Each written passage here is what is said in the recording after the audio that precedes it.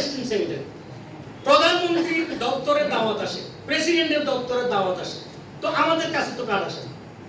এই কার্ডগুলো ওদের জুনিয়র লোকেরা গিয়ে এমনি সেলফি তুলে। কোথায়? বঙ্গভবনে।